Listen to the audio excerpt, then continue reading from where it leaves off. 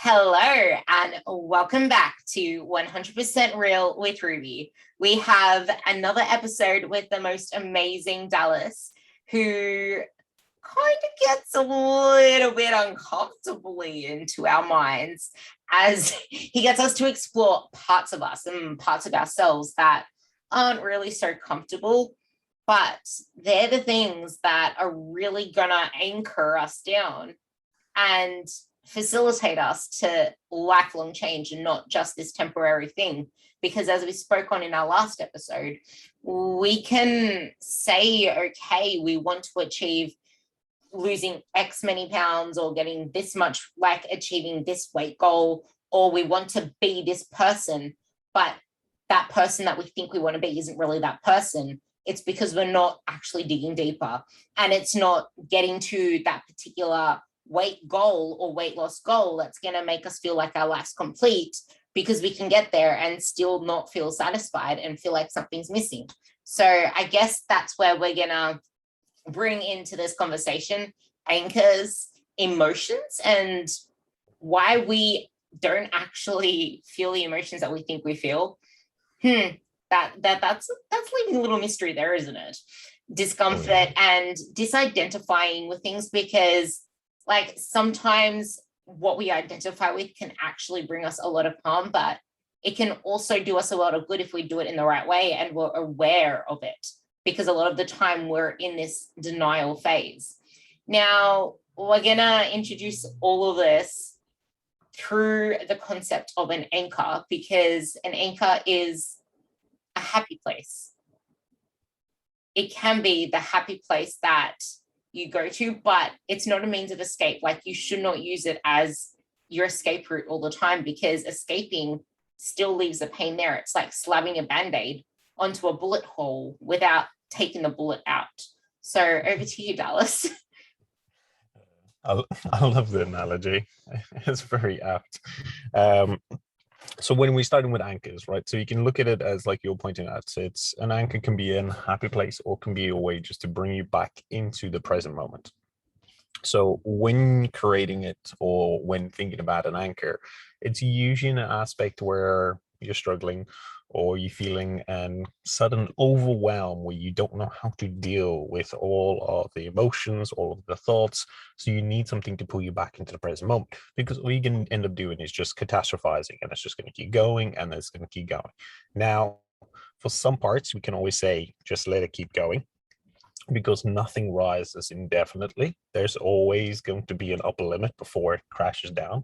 But for a lot of people, when you follow that through, what it ends up doing is creating more and more worry for them in the future. Because it's like, well, the last time this happened, it got so much, and this is how it felt. And then there's always the knock-on effect. So that's why we kind of often don't want people going to the limits of where the anxiety or the stress or the overwhelm could come from. So we give them an anchor. So that anchor could be, in a sense, that thinking of a positive thought from your past, or thinking of something positive in that moment. And the reason why you're doing a positive thought is because you're trying to disassociate essentially with that current thoughts you're having. They're usually going to be negative, or they're going to be catastrophizing worry. And then essentially that positive thought gets you automatically, for a couple of seconds, gets you off that train of thought. And that's all you need to stop that cycle. So I know Mel Robbins likes to talk about her 5, 4, 3, 2, 1 kind of interrupt cycle, and that's what she uses in a sense. So instead of doing a positive thought, she would use 5, 4, 3, 2, 1. So essentially, if something is bad's going on in your life, or you need to get up and do something, and there's thoughts stopping you, you count back from 5, 4, 3, 2, 1, get up and go and do whatever needs to be done.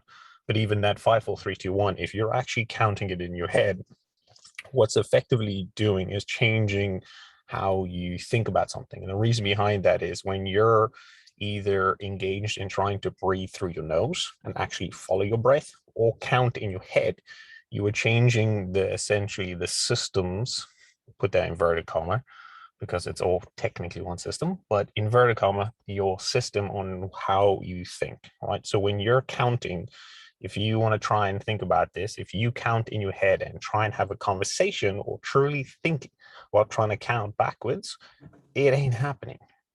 all of your attention has to go to that part of the brain in order to do the task at hand, which is counting backwards or fully being aware of your breath. So that's why breath practice is used as an anchor, but also counting backwards can be an anchor as long as positive thought. So if you're using, say, a breath anchor, effectively what you want to do is you want to be either be sitting or standing. It's your choice, but something that gets you comfortable. Deep breath in. But the difference is when you're taking that deep breath in, it's like you want to be able to feel not only the seat beneath you, the floor beneath you, but you also want to take in your surroundings. So effectively what you're doing in that position is you're bringing yourself into the present. So those thoughts are no longer projecting you to the future and not creating any issues. It's a wonderful thing to do. And if you happen to be close enough to any form of nature, literally grounding yourself, take your shoes off, take your socks off, put your feet on the ground, actually feel the grass, take a deep breath and start noticing it. Run your toes through the grass and you start getting this kind of weird sensation through the body that people actually start to ground themselves. And then like that kind of flow between nature and ourselves actually creates quite a therapeutic calming sense. And then we can carry on with dealing with whatever thoughts came up in a more positive tone compared to being in a state where we're hyper aroused. And when we're hyper aroused, we don't do anything good except for create problems. I do want to bring a little, I guess, human touch to this, because this might seem all airy fairy and voodoo magic, but like it really does if you're just sitting there passively taking this in, especially if you've been so strong most of your life. And because I deal with a lot of people that go through this, and I myself love running my feet through the grass, but if you don't actually let yourself be submissive, like let yourself be submissive to the process, because you can do it, but not allow like the actual effects of it to take place, because it's like, yeah, I'm doing it, cool, my feet, I don't have any shoes on, cool, I feel the grass, yeah, whatever. Like if you're going to be so back slappingly stubborn in your own head, you're not gonna move from where you are. You really are not. And it is so easy when you like look around us. We're such a materialistic society. We are so strong regardless. We don't even realize that we're stressed out most of the time. As soon as we try to calm down, or if we want to take any time to ourselves, we dismiss it like, no, there's better things to do. No, I don't have time to do this for myself because blah, blah, blah. Or you just make all these excuses in your head to not actually do the thing that you need to do to put you into a better place. And the biggest thing, and I guess the biggest statement that you can say to yourself is, no, I'm going to do this for me, because if I feel better, then I'm going to portray that to other people. If I feel better, then everyone else around me is going to see that. They're going to feel that. I'm going to be a better person to them. And because of that, they're going to benefit. Because if you're always highly strung out, you're not performing from a peak place. And yeah, cool. It means like, that's fine. You're still functioning. You can still function like that until you can't. There's going to be a time and place where it all just bottles up because that cork is still in. And if you do not let that cork come out, it's going to explode. Because everything that Dallas is saying, like the grounding especially, is something that, like, out of all of that, most of that would not work for me except the grounding. So you need to find what works for you. There is no way on earth that you're going to find me meditating. That is something I do not do, and it doesn't work for me. Grounding does, because I'm a physical touch person. I need to be physically touching something. And my feet in the grass, my feet in the sand, my feet feeling the textures through my toes, I call it the body scan. You're telling your body that you are safe where you are right now. And your mind is sensing that it's in danger. But if you are actually passing this, like, what's the nervous system? It's messages, it's chemical messages. And now you're giving the physical messages to your brain. And Dallas talks all the time about boundaries, but sometimes you need to set some boundaries on yourself. Oh, yes. But I think it's also touching on that same topic, it's like that body scan. It's one of the biggest things that I try to get majority of the clients to do is ask themselves, what do I need? And everyone's like, oh, well, I need this. I'm like, no, no, no, no, no, no, no. That's not the same thing. Go and put your feet on the ground, close your eyes, imagine something positive, whatever it is, start there. Then I want you to ask your body, not your head, your body. What does the body need? What does the body want? What does the heart need? And that internal aspect, what you're trying to ask yourself, is now giving you an understanding. There are going to be sensations rising in the body that can give you an understanding of what is needed. But we often ignore them. So it's like, we're like, oh, yeah, no, I've got work to do. I've got work to do. Enough caffeine and I can get through it 100%. But sit there with your feet grounded, or even just sit there and ask the question, what does my body need? Gives you a whole different insight into what you need to do as a person. And then you can ask, what do I need? Do I need to be safe? Do I need to be seen? Is my self-worth low and that's why I'm feeling this way? Or what is actually occurring? And it's usually always going to come down to a self-worth problem. It's going to come down to essentially not being seen, not being safe. And that's a big thing for a lot of people. When they get criticized in a certain situation, say amongst friends, they automatically get a hyper aroused. It's because now they don't feel safe in their friend group. And it's like, so if you check in on yourself and be like, hey, like, what am I looking for here at the moment? Is because I'm actually feeling unsafe? And the person's like, yeah, well, they criticize me. I don't feel safe here. And I was like, was that criticism meant as actual criticism, or was it just a passing comment? Because it's often the reaction to what occurs that's the problem. It's not actually the content or what was said or how you see things. It's your reaction that determines your outcome. So that's what you're trying to do with that. In terms of body scan, you can use the same thing of what I need, but actually go, right, check in on your body. How does my heart feel? What have I noticed with my blood pressure? Is my heart beating faster? And then, because when you're doing that, what you're doing is you're not taking everything from around you and those thoughts, but you're bringing yourself back to you and your body and how you cope and what you need. Because it's going to be different depending on the situation. Because we always go like, right, whenever I have anxiety, I'm just going to ground myself. It's like, cool, but what happened if it is not anxiety? What if there's something else there? What happened if you just momentarily trying to ground yourself and it's not actually what you need to do? You actually need to let out the emotion. You need to have a conversation about it. And that ends up becoming a thing where we always need to be, in a sense, a little bit proactive instead of a bit reactive, in a sense. We're always waiting for something to blow up and then go, right, what can I do once it's blown up? If we feel something occurring, now we go, right, what's the proactive nature to this? What does the body need? What do I need? What am I feeling? How can I do this better? What can I do for myself that is going to make me feel what I need to feel? I have an exercise for you guys. I want you to actually just pause and imagine a life of reactivity where you're always reacting to things, where you're just cruising, probably doesn't even last that long before something happens and then you're reacting to it. Like just imagine reacting, having to react to everything that happens around you without having that resilience built in because you haven't yet learnt emotional agility, which we're going to tie in to our following up conversation very soon when we touch in on most of the time your anxiety isn't really anxiety. It's just, as we are going to touch on now, the fact that we will not allow ourselves to sit with our emotions. Like the discomfort is the thing that holds a lot of us back. We do not want to step into the discomfort.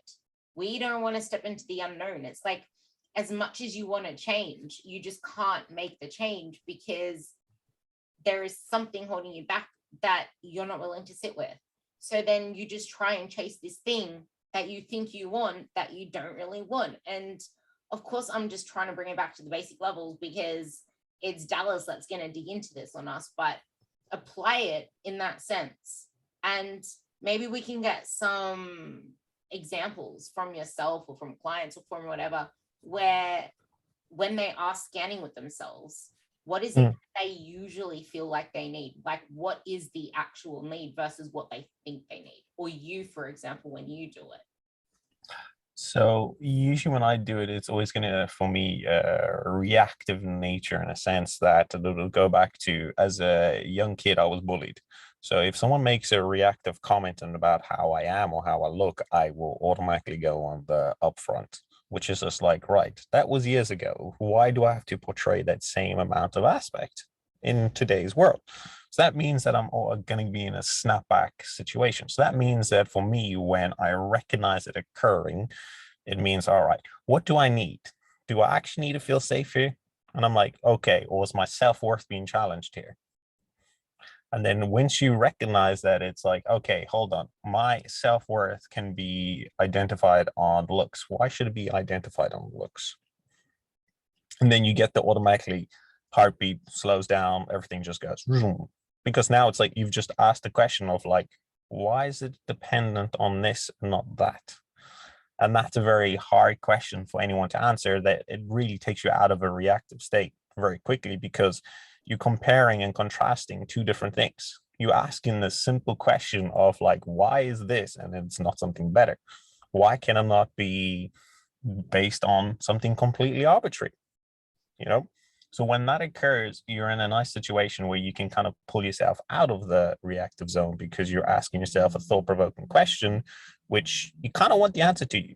Some people don't want to ask that question because it gives you a real amount of discomfort, because then you have to accept that if you base your self-worth on looks, if you base your self-worth on a scale, if you base it on a number, or you base anything on that, that means you're always going to be tied to it, no matter what, always. So that means no matter what happens in life, if anything triggers it, if anything comes near it, you're always going to get a little bit hyper aroused by it, because it's like, well, something's approaching, something's approaching. You know, it's an early detection system, where life is not meant to be about early detection system unless there's a true threat. And that's the biggest thing. You want to take yourself out of that position. It does take time to get used to it. And sometimes it's like you have to fully just accept that, like, that was the past. And that's where it comes in terms of me. It's going like, it doesn't matter what happened in the past. I'm like, I can choose now to be a better person and accept that my worth doesn't have to be a part of that. I can also accept that that stuff can always happen no matter when in life. And that's okay. There's nothing wrong with it. So what about, like, there are people that are just so attached to numbers. Like, I want to be able to say that I've lost 50 pounds, 100 pounds, 10 pounds. Like, I want to see this much scale weight. Like, I know I don't care about the scale weight, but I ideally want to look like this. Like, there's such an attachment to this external. So maybe we can actually meet this conversation into the whole discomfort. And when we are actually met with the choice, do I change or do I stay the same? What often comes next is the bombardment of thoughts. Oh, I'll fail. I don't feel comfortable. It's not going to work for me. I've tried and I failed a million times before. It's just going to be the same. So then you go back to that place of comfort of, I just want to lose this much weight. But this is where that anxiety, that fear, that uncertainty comes in. But, oh, I'll fail. Nah, I'll feel uncomfortable. Like, those same thoughts just keep coming up. And because we don't want to sit with that pain or detach ourselves from it, disidentify from this number, it's like the only thing that we can really attach to. Yes, it's also like people find it hard to disidentify for, because one, it's trying to understand. I know, like Eckhart Tolle talks about it. Like a lot of psychoanalysis goes through a similar aspect as well. That is, you as a person and the conscious and yourself are all different entities, if you want to think about it that way. So your thoughts are thoughts, and everyone goes like, when they often always say you are not your thoughts, it's very hard for people to understand, what do you mean I am not my thoughts, right? And the simple way of trying to show people this is that if we take a person, right, and we actually want to see something ridiculously cool happen, if we slow down one side of the brain, right? So in terms of, we can actually sham the brain, put in a freezing liquid essentially, which slows down the connection of neurons on one side of the brain. The person's personality will completely change. And if we do it on both sides, we see two different personalities. But when they come together, we have another personality, and they combine together. So it's like if you already have two different personalities in your brain, you have obviously different thoughts. But it's like the way to think about it is thoughts are going to naturally occur and they trigger from yourself around you. You don't have to be that thought. You can see it as a person stepping away. And that's how you disidentify from it. You want to be the person looking at the thought, acknowledging the thought, seeing it come up as just a big word in the sky, and you go, look, fear, self-worth down, scale weight, whatever it is, or discomfort, and you see that thought in the sky and you go, cool, I acknowledge it's there, I see what it is, but I have the choice to, in terms of how I'm going to react in this situation. Disidentifying takes time and practice in that sense that when you feel a thought, you go, okay, let's breathe, let's try and disidentify with it. So what is the thought? So it's fear. Okay, where did the fear come from? Okay, can I step away from this? Okay, and now you start looking at it from a perspective of, I am actually not in this position of the thought. The thought is just occurring to me in this very moment.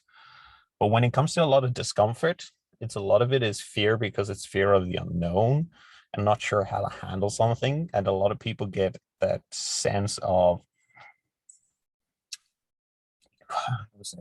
overwhelmed that they won't be able to tackle something in the future because they have no idea what's coming. So it's like it's interesting because it's like, okay, if I lose weight now and it doesn't solve my problem, what sum of problems am I going to have that I can't solve? But I know my problems now and I know how to live with these problems and I know what to tell myself just so I can keep going on my day. Well, which one's easier? The problems I know or the problems I don't know? And if you don't know what potentially could occur, it drives people insane because you can't plan for it. You don't know what could occur. And it's often the biggest problem for people is because that fear of that true unknown, which is scary, but that doesn't mean you shouldn't take it on.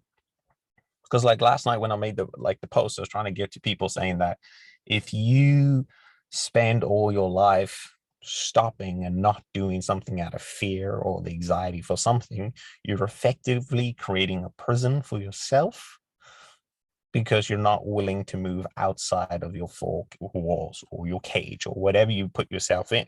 So the question is then, like, are you truly living or are you effectively, as I say, becoming part of the matrix? It's like you have the ability to make choices, to go through life, experience life. When you put yourself in a position where you can't do that, how are you having the life that is truly meant for you? Seriously, think about that, because I'm laughing just because everything he, like when he speaks, sometimes I write things down that occur in my head. And what I wrote was, yeah, but what is this holding you back from? What life is it holding you back from? Because if you're so tunnel visioned into, I'm just doing this, I don't enjoy it, but I'm just doing it because I know it's going to build muscle. You know who I'm talking about? Because I just want to build muscle, or I just want to tone up, or I'm just doing it because I need to change my body. But that's the only reason you're doing it, because you're chasing something that you think you want, because you haven't yet learned what it is that makes you happy, what it is outside of that actually satisfies you. Because otherwise you're just going to forever keep chasing this external object that's not going to actually be within reach. And because you've been doing it for so long, it's comfortable to you, because you don't need to think ahead. You don't need to think into the unknown, because you already know this pattern. You already know this. It's like you're addicted to your identity. You are addicted to what you're. Oh, this is going to be such a good one for you to dive into. Oh, I heard Jim Forden talk about this. And if you haven't actually tuned into his podcast, I highly recommend you do. But he has one called on, are you addicted to your identity, or are you addicted to your emotions, or are you addicted to your anxiety? Something like that. But it all means the same thing. And if you're going to be so addicted to this cycle, even though you know it's sabotaging you, and you'll probably sign up to a program here, then cancel it, sign up to another, because you already have told yourself that you're going to fail. So you're just going to keep doing it because it's comfortable to you, even though it's not serving you. And you'll make the decision to change, and you'll keep going through that cycle. But until you actually go deeper and step aside. Like, what is it that you truly need? Maybe it's just step the fuck back and breathe. Like, actually take the time to question yourself and take the time to put yourself first to figure out what it is that makes you happy, or what it is that life is about to you, because all this other stuff should be stuff that you can implement into your life, because it does more than just change your body. Because you talked about catastrophizing, and that's exactly what you are doing. You catastrophize the situation by obsessing over it and being addicted to something that isn't serving you.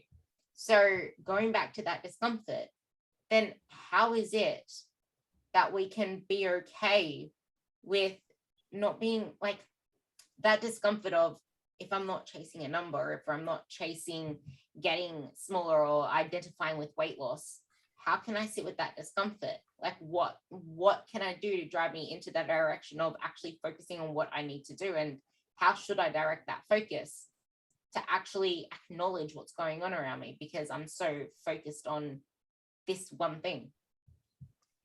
So using obviously the anchoring techniques that we spoke about earlier, those come in handy, but it's asking then questions to yourself in terms of like, what do you truly want and need from life, and where do you want to end up going, and what do you want to see? It's living, like we talk about like values before as well, and that's kind of where the values tie into that. But it's also, you want to be in a position where you have a fruitful life, you know, it's fulfilling, it gives you everything you wish. And but that means like you need to sit down and go, right, where are these obstacles in the way? Or when you meet them, what can I do with these obstacles, and can I get through them? Or how much do I have to push to get through them? But in another sense as well, it's how much are you willing to get out of your comfort zone? Because it's like, if you feel comfortable right now, or when you're stuck in a perpetual loop, and it's like people hate hearing that. It's like, if you are sitting there today and you're like, oh yeah, you know, like I have a bit of things that annoy me, but nothing really. It's like, yeah, it's because you have got comfortable in your life. You have got comfortable not pushing your boundaries, not pushing the zone and expanding it. And it's like, so that means you need to step out. So that means you can do it in so many different ways, and just going, right, I'm going to pick something completely new and try something. Or I'm going to have a hard conversation with someone and see where it goes. But it also, it's like looking and going, where are your current obstacles, and where do things that you're, or should I say, where in your life do you experience that, you know, you kind of don't want to go down there, that kind of like, get a little bit of heightened anxiety to it, or I get a bit of a response like, no, I don't want to do that. Cool, now go do it. And people are like, yeah, but like it doesn't take me to my goal. And it's just like, we often make goals based on status and what we get in return from the people around us, not actually based on what we need or what we want. And that's why usually when people step on the scale and going, yeah, I want a number. It's like, you want a number because you want someone giving you gratification. You want someone actually be giving you attention, because no one gave you attention. And people don't like hearing that. You want people to look at you and go, oh my God, I can't believe you're so thin. You're so this. It's like, it's never for you. Almost like if it was for you, you would have spent the time working on in terms of the connections you have, the time you have with people, how you can enjoy your own company, how you can actually have the most fulfilling life. So it's like, you need to be able to understand that a lot of those goals that initially when we create without us realizing it is based on perception of somebody else. We want somebody else to give us the glory, because we won't give ourselves the own glory. We won't appreciate ourselves unless someone else appreciates us. But then it's like, how are you meant to appreciate someone if you can't appreciate yourself? It's the simple, if the glass is empty, how are you pouring from the glass? So it's like, push yourself out of comfort zone, but also look at the fear and find where fear is in your life and go, right, is this fear because I'm unsure of what is coming? Or is this a natural fear for something that is not good for me? And everyone always goes, it's not good for me. And you're like, right, so try something ever so slightly, see how it feels. If you get a massive over response and you feel that's a problem, wait with it, try a little bit again next time. If it really is a true fear response, I went, it's really going to take a long time to dissipate. For most of the fear in our life, after one heightened anxiety kind of provoking object or scene or doing something, I'm like, where's my words going? you would end up seeing quite a reduction in anxiety straight after, which is like, so it wasn't fear, it was just you catastrophizing what's occurring. But then it also, you could sit down and go, such a big thing. yeah, oh, everyone makes everything bigger than it really needs to be. It's like, if you, another way of doing it is, if a friend came to you asking for advice, what would the advice you give them? And turn that, then whatever advice you would give, turn that on yourself then and use it. And people, and you're like, if you happen to be the person always giving advice to people, it's like, often you're not the one taking advice. It's time for you to take your own advice. So it's like looking from that same scenario going, if someone came to you in your same position and was like, I want to make my life better, and you were like, right, you need to do X, Y, Z, then the question is, how come you're not doing X, Y, Z? So it's another way to push you out.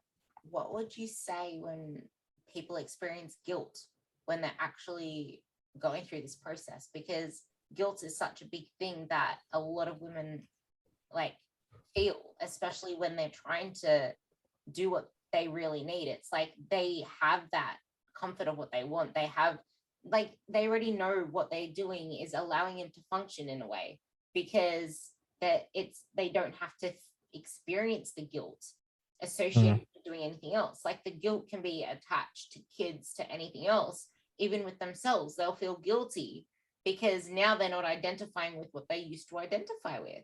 Like, that is such a big thing that I think you should really dig into, because I would say the icing on the cake of all of this is the guilt, or actually the cake itself. The kind of wanting to avoid it is the icing.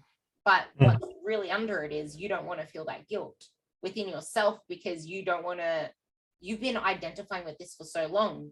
Disidentifying from it is not only uncomfortable, but you're going to feel a sense of guilt. But then what about the women as well? That this is a double question. So there's the guilt, but then there's also the women that say, no, I'm not doing this for anyone else. I'm doing this for myself because I'm not happy where I'm at. And I know I'll be happy at 60 kilos, not 70 kilos, for example. The people that actually are adamant on saying it's for themselves. So the guilt, and then that. So we'll start with the latter one. If anyone can tell you that they're going to be happy at X amount of weight, can you please give me the lot of numbers? Because I'm like, hot damn, you're very good at telling things in the future. But also the difference is what is happy, and that's what drives me up the wall. When someone says I'm happy, and they're like, it's a feeling, right? Cool. But what is that feeling? That feeling is different to every single person on this planet. I'm like, so it's like when someone says I am gonna be happy at X amount of weight, it's like, how do you know? What has told you you're going to be there? Yeah, but I'm gonna be lighter. You could be lighter by 1 kilogram and you could be happy. You could not lose no weight and you could still be happy. You could learn to love yourself and be happy. It's like you could have lost all the weight and you could be dying in bed with cancer and be the happiest person on the planet. So subjective, and it's trying to understand that people always are going to project forward as in this is happiness without understanding what true happiness is for them in the current moment. So it's like, I'm not experiencing it now, but I'm going to say I'm going to experience it then. I was like, if you're not experiencing it now, you're not getting it in the future, because you haven't learned what is needed to see happiness. You're living on this point of the equation where it's everything is just baseline and then shit. And that's the problem. It's like you need to overcome that aspect and realize that happiness is something you create. It's something you go out and actually enjoy. It's being a part of things. It's having the people around you. It's also being confident in yourself and loving who you are and what you are. And everyone always goes like, no, this is not possible. And it's like, yeah, we have studies to show that you can take dying patients and they're some of the happiest people on the world. And it's because they finally get rid of all the baggage, all that bullshit of, oh, I'll be happy when, all the future pacing, all the catastrophizing, and just go, I need to be in the present, I need to be here, and I need to be part of this. So that's the first part. When it comes to guilt, right, you got to ask the question of, is this really a problem if I have guilt? And everyone's just like, no, guilt's bad. It's bad. It's like, well, is it bad? Or are you acknowledging something where you came from and it's just now you having discomfort because you're changing? So a lot of people get that guilt when they're changing identities. And then they go, this is a sign for me to go backwards. Because they're like, no, no, no, no, that's the sign. Instead of looking and going, are you sure that's not the sign to show you that you have come somewhere? Because you are feeling different. You are feeling and noticing different changes. And that's a good thing. But we always say guilt's always a bad thing. It's like context. When you are changing yourself, guilt's a good thing. When you're eating food and then you go, oh no, that's bad. It's like, yeah, because now the relationship on how you eat the food is going to be a problem. So it's very context driven. But the issue is a lot of people don't want to feel that guilt because they don't realize that after a week or two, the guilt disappears very quickly. Because now once you've accepted that you're changing and that your views and values are naturally going to change and that you are changing, it starts to just dissipate because now you are living and being the person who you want to be.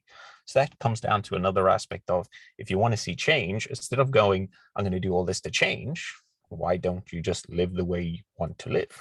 And you will notice 2 to 3 weeks later, you're like, say that bit again. Say that bit again.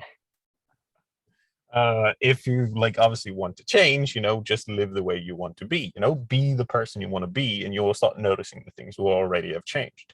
Then you're going to notice guilt starts dissipating very quickly.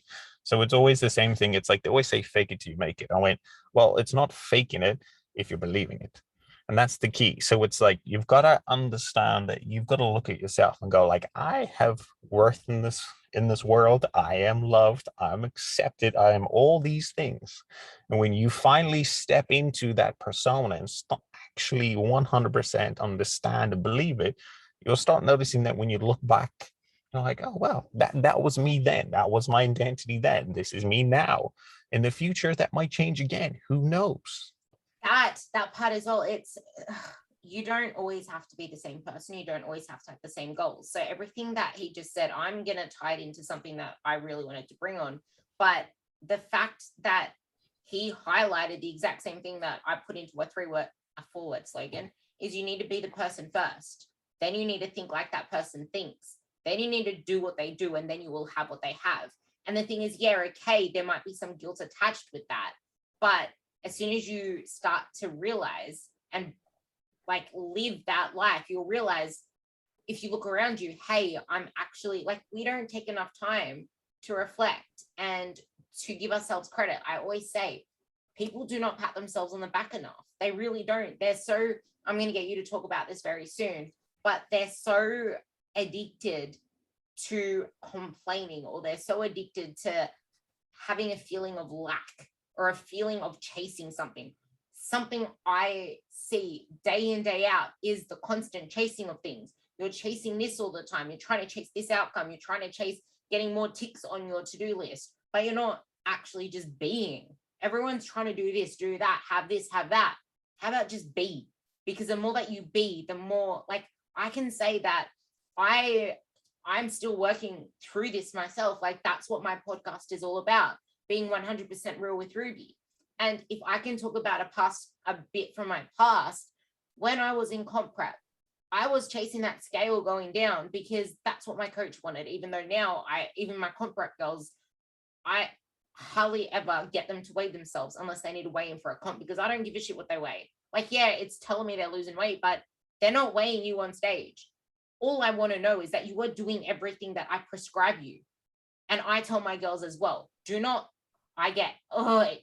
triggers me when all they focus on is the outcome. Because if you focus on the outcome, you are going to get jack shit, because what you are trying to focus on is just that end number, that end goal, whatever the fuck it is. But that's not giving any context to how you get there. You need to break it down into action steps. What's the next actionable step?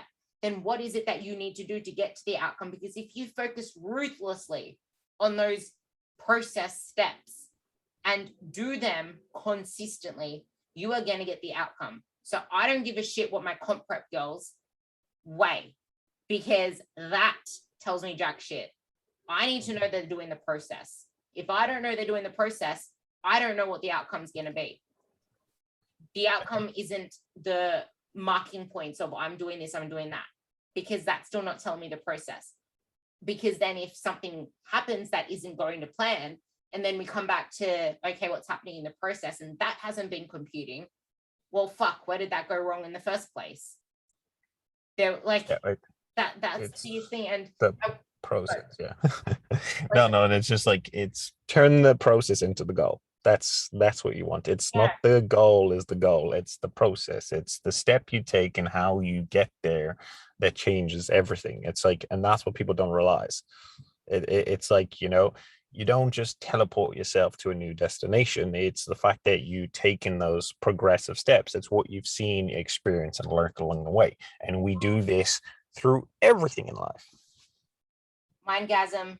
Sorry, girls, you're going to be hearing me, or guys, whoever listens to this one, you're going to be hearing me say a new word. Teleport. That is my new word. Okay, so I did a post today where it's like, okay, so if I'm going to use that word right now, if you teleport to the future, give it a few days, just literally say 2 days away, you're teleporting into 2 days time, and you magically step on the scale, the number is there that you wanted to see, it went down, but nothing else in your life changed. Ask yourself the questions. How do you feel right now? What is it that makes you happy? What is it that you enjoy doing? What does a day in your life look like? A week in your life? How do you feel about that? You shouldn't be doing any thinking right now. Like, you literally do not need to think, because that is your life right now, just with a different number on the scale. Like, literally think about that. Now, I want to read out. Yeah, that's powerful. I had that thought while I was on my bike this morning, and I forgot how great my thoughts are when I actually let myself think while I'm on the bike or when I'm walking. It's like that. It's that neurons that fire together, wire together. I'm going to read out something that Stefan posted. Dallas, I like calling him Dallas, posted, because it's going to sum up everything that he just said to lead into the next part that I want him to dive into. And that's, the more you are willing to actually face that discomfort, the sooner it actually begins to subside, because you're facing it, you're lessening that reaction. By taking these steps, you are empowering yourself for change. Whenever you confront your fear, you gain power. And that fear, that anxiety, that feeling, it's losing strength because you're facing it. It's almost like thinking about Harry Potter facing Dumbledore. I mean, not Dumbledore, facing Voldemort. It's like it lessens. And it's almost like when they did the wand things, they met each other. But the longer that the power struck, the more powerful Harry Potter's became, because he was not more powerful, but he was internally more powerful. He was a good soul. I only just thought of this analogy now, but oh my God, that's powerful if you love Harry Potter like me. But then bring in the friends as well, like Ron and Hermione. You have not only the internal power, but you also have the support that is needed, and that is a key. Everyone needs support, everyone needs to be loved, and everyone needs to be cherished. Add all that. You really do. And I did a post in my story, you'll probably see it when you go through them, but the power of community is strong. Without community, it's actually one of the leading, there are a few leading causes of depression, and lack of community is one of them. It really is. And that's why I try to get so many of my girls to actually pay participation in the group and to surround themselves with people that are actually on their level, because a lot of the time we don't have that around us. People do not get us. And it's until we become so sure in ourselves that we actually start to see it around us physically too. And that's the power of communities, like the power of them and the power of just Harry's pure intentions, and the fact that he, like, it's almost like when you work on yourself, you will have that power because you have everything you need within you. It's almost like our last conversation. At the moment, they're just resources, but they can become qualities if you allow them to be. And you can only make them qualities if you dig into your values and you know what you truly want, and you disattach from what it is that's holding you back. And this is where I want you to come into it after I read the last bit that you wrote. And that's, whenever you confront your fear, you're proving to yourself that you have the ability. It's not easy, but that one step to actually just face it will set you free. And that short-term discomfort outweighs what's on the other side. And because you don't know what's on the other side, it's like, it's fearful. Like, you can see, I see this with my girls as well. They know how to get the results. They know that they can do it if they put their mind to it. But if something is happening that's stopping them, like I have a girl who achieved massive things at one point, and she's happy just cruising and sabotaging herself at the moment, even though she's not happy, but she is happy doing it because she keeps doing it. And she goes, yeah, I know I can do it because I did it before. Like, I know I can be strict with my food if I want to be, but whatever. But because of all this stupid shit going on with COVID and them constantly being put in lockdowns, it's almost like she doesn't care at the same point, at the same time. And if you like taking that, like putting that aside, because she's okay with that situation, she knows she can get control of it. But for those of you that actually want to make the change, it's almost like, yeah, I know that if I get my shit together, I can actually feel better. But now my question over to you is, they are so addicted to this identity, their identity of I'm struggling in this way, or their identity of whatever it is that you can think of. Maybe you can think of some more examples for me so people can relate to this. But how can we just move? Strangle, snap the neck. Yeah, how can we just move? So when it comes to an interesting way for dealing with addiction in a certain way is like, I hate the word detoxing or reduction or removing. So if you're addicted to a certain outcome, right, stop the outcome for 30 days. So everyone's just like, what? Yeah. Same with caffeine, same with alcohol. It literally takes you 30 days in the most part to reduce the reward system for it. So if you want to think about it based on the dopamine system, that every single time you go through a certain behavior, you're going to get a little bit of a hit from it, right? Now, when it comes to anxiety and kind of perpetrating certain identities, people set themselves up so that they can get that little bit of a hit. And that's what people, they go like, oh, no, I'm not doing it. It's like, you are 100% generally creating the outcome so that way it falls into your narrative, whatever that narrative may be. So if you don't want to fall into that narrative, you need to change the narrative. And this is where it comes into the person completely changing or choosing a complete different narrative. And that's what they need to live for the next 2 to 4 weeks. And that means every single scenario they do, they go, if you're going to do X in this scenario, you need to do Y now. And that drives them insane. But after 2 to 3 weeks, they start recognizing they don't have the same emotional attachment to the narrative they have anymore, because now they've actually stepped outside of their own narrative, and so they can live a new way. So if you want to do it from gaming, exercise, food, it's the same thing that applies. Remove it for a long enough period so that way you can rewire your dopamine hits to it, but also gives you time to see a different narrative. Put the two together, whenever you now create the new narrative, you'll see you automatically get a nice bam hit of that dopamine, which everyone loves dopamine. That's really powerful. Like the narrative, it's almost like if you are the protagonist in your own story, but you're also the author of your own story. And you can dictate what happens. You can dictate when you want to change the chapter, when you want to write a new sentence, when you want to close that book and open the sequel. Like that's all within your power because you are the author. But if you're still stuck on that same narrative, that same chapter, no matter what it is that you do, it's going to fall within that chapter because you haven't yet come to a conclusion. You haven't yet like accepted the climax and try to work out that solution. And that's where we need to get comfortable with slowing down, checking ourselves and resolving it, because you will never grow until you learn to learn from those climaxes, until you learn that every single sticking point is an opportunity for growth. It's an opportunity for potential. And as soon as someone says to me, I can't believe I couldn't get through today's exercises, or that was really hard, or I struggled today, it's like, yeah, cool. We acknowledged it. Or if someone says they acknowledge a feeling of, for example, I got a girl who's trying to wean herself off alcohol because of all the negative stuff that comes with it. And every time she goes back to it, everything else falls off. Maybe we can touch on this a little so it helps people that are going through the same thing. because it could be that one thing that just sets you off. And if you don't learn from, like, if you don't, you're sitting with the emotions, but if you don't say it's okay to then dig into it and question yourselves more and ask yourself the right questions, it's going to keep reoccurring.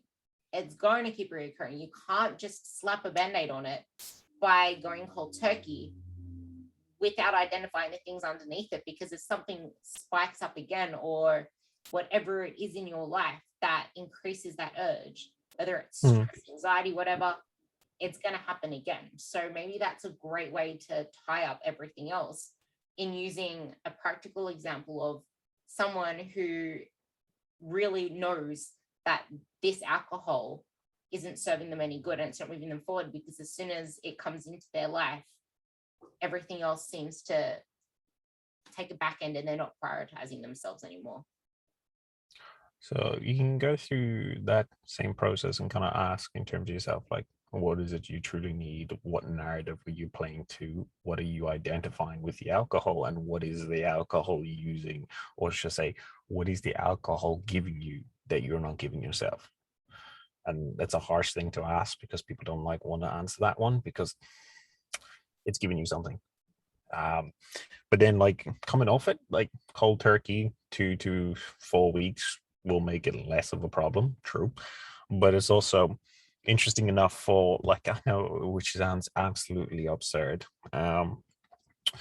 Often Alcohol Anonymous want you to get addicted to the group. Yeah. And the reason for that is you're getting addicted to a community that helps you and pushes you forward, but you're not getting addicted to a substance that changes the neural wiring. I like that. You're like, oh no, because it's just like, this is the thing that holds so many people back. And this is why you will continue to struggle. I am sorry, but you will, until you just pull your finger out of your ass and act like, fake it till you make it. Actually start being a part of a group. Like, if you're one of my clients, start actually actively participating in the team chat, in the team group, in the VIP group.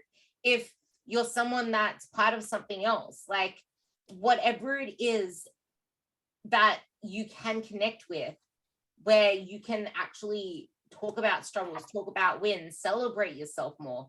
Stop just picking out when you're struggling, but also celebrate your wins, share them. Because until you get to that point where you can share yourselves and have that community, you're already setting yourself up for sabotage. Like, you really are, if you think about it. Because if you're not willing to voice what you are doing now that's positive, or put the voices out there for what, like, initiatives to change, you're telling yourself, I already know I'm going to fail again because I've always failed. Like, you're getting that narrative in your head. You need to start having faith that you will, but also tell yourself, what's the worst that can happen? I fall off, I get back on again. Because I say it over and over again, you are going to fail. Everybody fails. That's a given. You're going to fail because it's new. You will never get something once. Like, look at the child learning to walk. They fall over multiple times and they don't give a fuck. They just keep going. And then they can start climbing on things and trying to pick out your nose and pull your ear and pull your hair. Like, you can do so many things once you actually have gained the confidence. And like, you see a baby, they do it and then everyone cheers and then they start to cheer because there's that reciprocal reaction. That's the same as a community environment. You do something, you win, and then everyone else around you starts to clap for you, and then you actually start to clap for yourself even more, because it's like, oh my God, they're giving me claps. They clap more. It's like this, it's a chain reaction. So honestly, use that community around you and actually start to believe in yourself. Like, actually put your voice out there into a community. If you haven't yet got a community, find one. Whether it's finding a coach that has one, whether it's going and actually finding a hobby that has a community with it. The gym doesn't have a community unless you want to do group classes, but then you're sacrificing community. I mean, you're sacrificing real goals and real progress and actually making change for the community unless you do both at once. You can use the classes as cardio, but then you need to do your own strength training to get to where you want to be. It's a good way to start though. I'm not gonna take that away from group fitness. It is a great way to get your foot into the gym, but you still need to step away from that and do your own shit if you want to progress and actually see results. And if that's not going to be something, okay, go join something else. Look up online dog walker groups. Okay, maybe you can't do that with COVID around, but you can find something. It's definitely not the gym now, but online, like, I hate people bashing social media. I fucking love social media. People that say they're taking a break from social media really just do not know how to control themselves. They don't know how to actually prioritize. They don't know how to control themselves. It's not social media that's doing you bad. If you hate on social media because of what this person says, what that person says, it's all on you, mate. I'm sorry, but that's the harsh truth. I fucking love it. And why? Because as soon as I open my Google Chrome, the first thing that pops up, my Team Ruby group. I've made that my homepage, but I have 2 homepages. Guess what the other one is, Dallas? No idea. My chronometer. It's my chronometer. It is where I Oh, track my food. jeez. It is where I Oh, my track my lord. food. So I Oh, have 2 things there that serve me. Something where I track my food, something that is my passion. And I listened to a podcast this morning. This is a great way to tie this all up, but your passion is not your purpose and your purpose is not your passion. You can be passionate about many things that facilitate you on your way to your purpose, but that is not your purpose. And too many people do not actually know what their purpose is. They think they know. They think they know what their purpose is, but they do not know. And I thought I knew too, but it's changed. And my actions and things that I do have shown that my purpose is service. It is service. And when I do my values, there is service there. But one of the main things is security. If I know that I'm secure within myself and there's that support around me and I'm healthy, then I can go on and do my purpose. Because Maslow's hierarchy of needs, you need to be safe first. And then you can actually form off your base. Yeah. So that validation that I love seeking from people, because I love serving and knowing that I'm actually making a difference, is my validation. And that makes me feel good. And there's my purpose. My passion is coaching. My passion is doing it for myself, because then I can be better to serve. And maybe that's a great way to end the conversation with you. What would you say your passions are? Eating.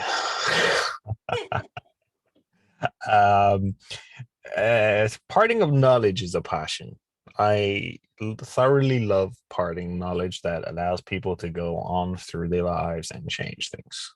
I'm like, so it's like wherever I can find something that gives me the ability to go, right, here's this little bit of information, and that little bit of information can then become essentially the butterfly effect in a person's life. I absolutely love it, because it's just, now that person has ability to go on and help somebody else, and so forth. So that's a big passion of mine. And exercise is a passion, but like it's more of like purpose. It's pushing the understanding of what we are and who we are further than everybody else. So it's like, what can we do?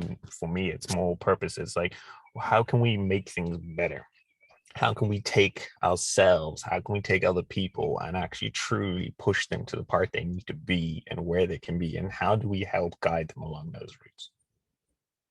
That's it. It's truly a pure thing that you act from when you know what your purpose is and where your passions actually lie. And you're not going to get it straight away. You might think that you're passionate about something, but you'll like it's we've been taught by our parents that we probably quit a lot, or like I said, this is the 100% rule with Ruby.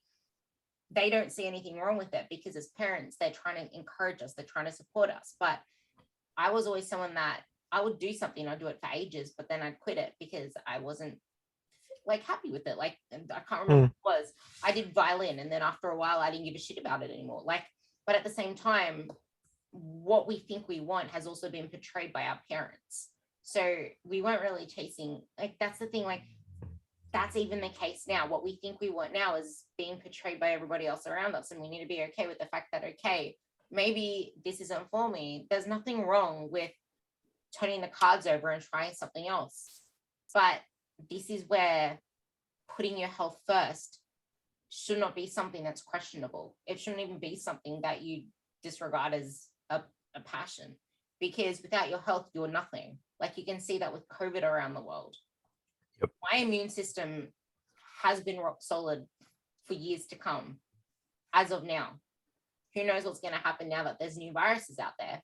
But the more that you actually put into yourselves, the better your life will be. And the better you'll know your body as well. Like, I know that the only thing that triggers my body to respond in a negative way and have reactions that it shouldn't have is when I'm in high periods of stress.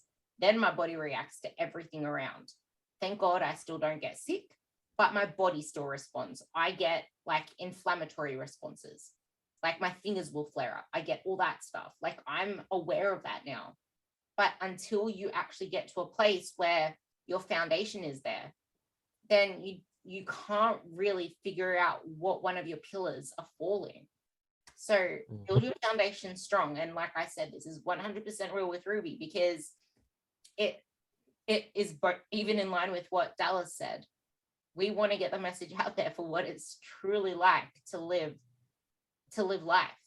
Because yeah, we are both human. We both still have our little struggles here and there, but we see, like, because we can see what's around us and we acknowledge things now. We are so hyper aware of the mental and physical body, the psychological and physical body, that it allows us to just be either way. And that's to me, getting people to that level of just feeling free like that is my passion.